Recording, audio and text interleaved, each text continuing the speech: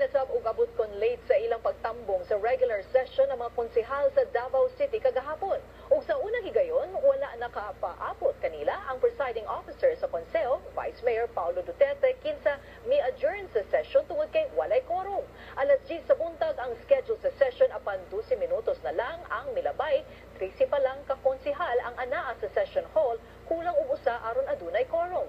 Kadaghanan sa mga konsehal kinsa wala katunga sa session, giingong mitambong sa pagbukas sa Brigada Eskwela. Si Konsehal Leo Avila may pasabot nga diha na siya sa City Council building apan wala dayon makasulod sa session hall atol sa roll call. Si Vice Mayor Duterte miingon nga leksyon kini sa mga konsehal nga motambong sa eksaktong oras sa ilang session.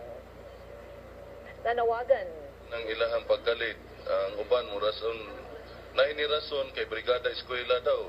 I don't care kung Brigada Eskwela kay Tuesday is session day. Duty na to na sa katawhan sa Davao City. So,